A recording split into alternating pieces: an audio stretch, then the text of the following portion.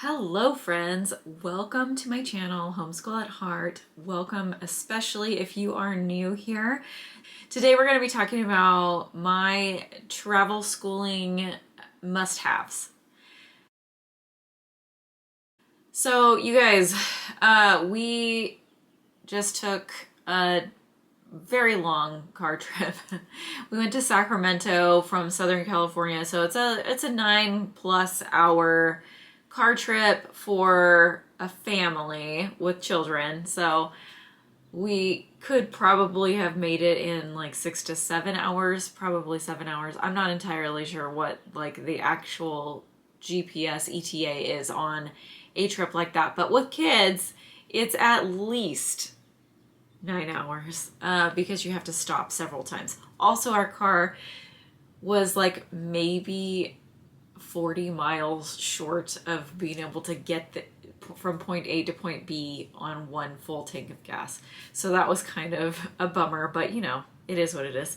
So in this video, I'm going to talk about all of the things that we use to keep our sanity with 3 young kids in a car ride for that length of time. All right, you guys, so I'm gonna take this opportunity to tell you about today's video sponsor. Yes, I have a sponsor. It's very exciting. Today's sponsor is Fitville.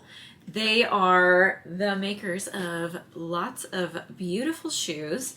And I felt like this was like a super fitting time to talk about this because you need a good pair of shoes if you're going to be traveling. So this is my little 2-minute talk about these awesome shoes.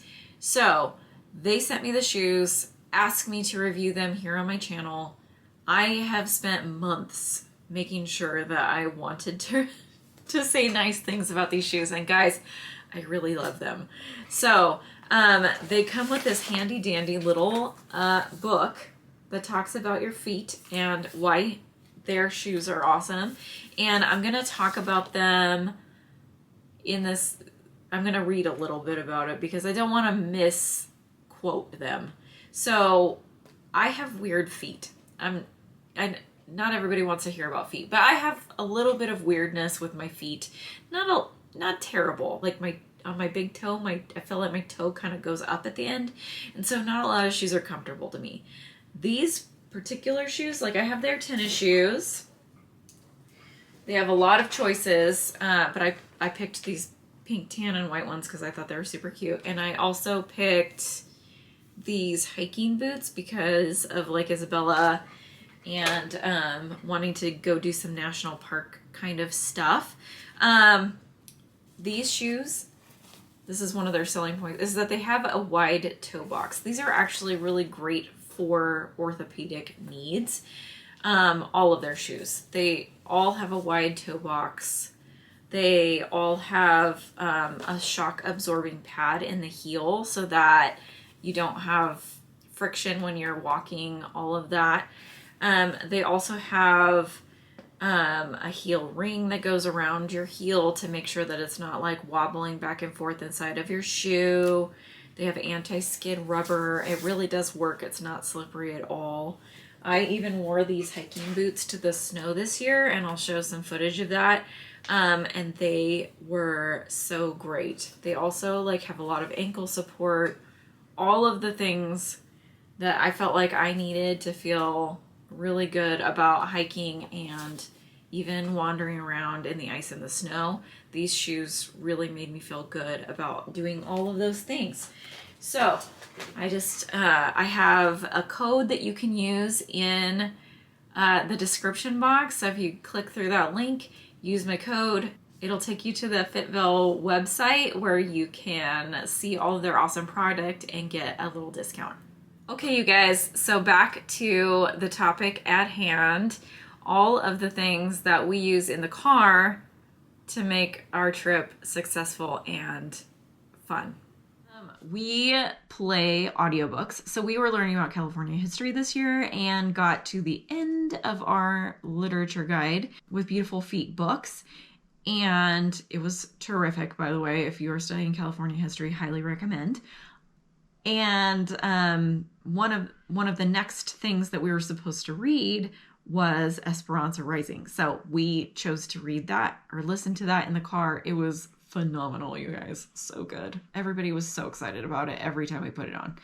And the chapters are about 20 minutes long. And so that was really perfect for just listening to a little bit, talking about it, doing something else going on, or like in between stops for trip reasons, like, you know, on our way to the Railroad Museum or on our way to the Gold Rush Discovery Park, things like that.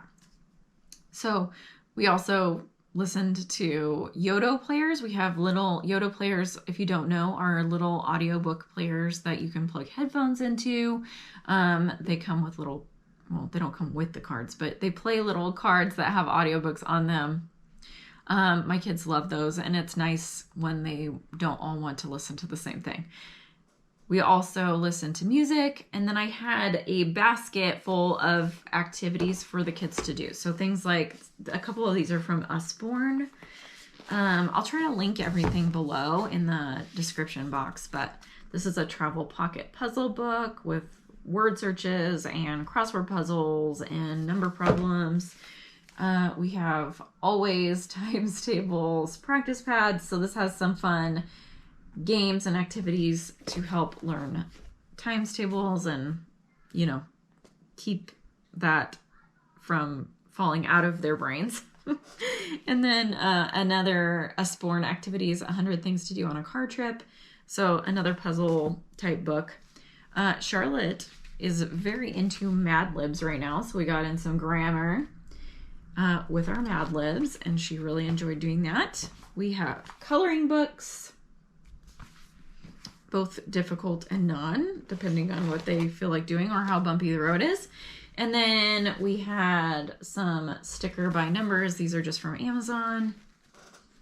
So they really enjoyed doing these, although I can't find a page where they've actually done one in this book, making me look foolish. Anyway, I don't know. They've done them. They've just torn them out, I guess. So we had several of those, one for each kid. And then these were in that basket. I mean, only one of them did this on the road, but we do these travel journals. This one is new to us. I made the travel journals for the last ones, but I like this better because it has enough to like keep working through it on other trips.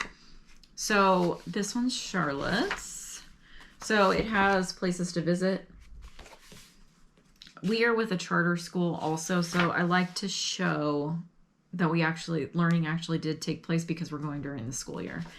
So it has your destination, who you're going with, how you feel, the date, obviously, a bunch of choices for how you're going to get there, where we stayed. We stayed with my cousins at their house to make this like a less expensive trip because, like I mentioned before, we went to Disney World before and it was much more expensive.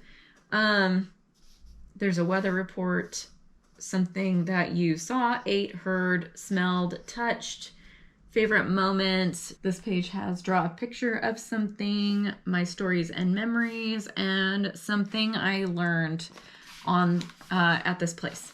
So I had them fill out a page for every single place that we went.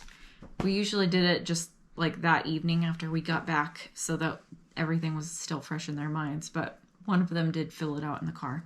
I also have a travel journal, but I don't fill this out on the trip. I usually write in just a regular notebook. But it's so pretty. It's like a little leather-bound book. It was not very expensive. It's from Amazon, but I started filling it in. I use my little Canon IV printer and print the pictures, and then I add some words. So like I said, I just started it today, in fact, and I haven't written in it very much yet. So there are those things. We also had movies on a tablet ready to go in the car, and they did watch quite a few of those. I will put a picture or a little video of our little tablet holder. It goes like we just got a new car, but it doesn't have like the screens in the back of the chairs.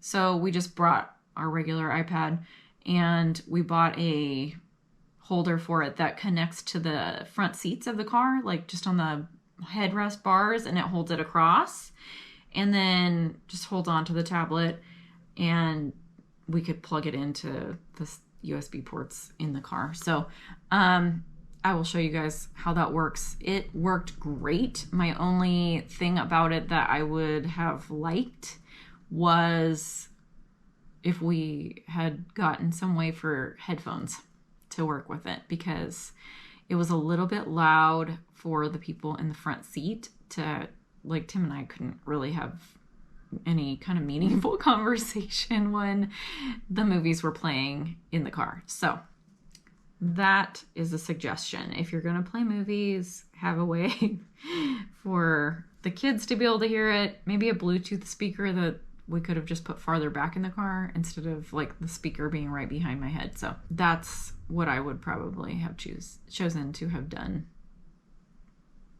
in hindsight. Okay guys, thanks for watching all the way to the end of the video. So kind of in that same vein of stuff, oh, by the way, at the end of the videos, I usually will talk about something more personal or share a funny story about something that happened in my week, something like that. So if you are just here for information, you can totally skip this part, but here's what happened this week in my life. So in the same vein as like talking about buying stuff, we live in a tiny house. Our house is about 1,300 square feet, maybe less than that. I think after we added this bathroom, that's what's in this door behind me is a bathroom. After we added this bathroom, that made our house 1,300 square feet. And we have too much stuff in our house. So really, Tim and I are focusing a lot on getting rid of stuff so that we can feel more comfortable as the small people in our house get bigger. We need to have less stuff to feel like we can accommodate all of these people living in this tiny house. And yes, I know other people live in smaller houses than this, but it feels small to me.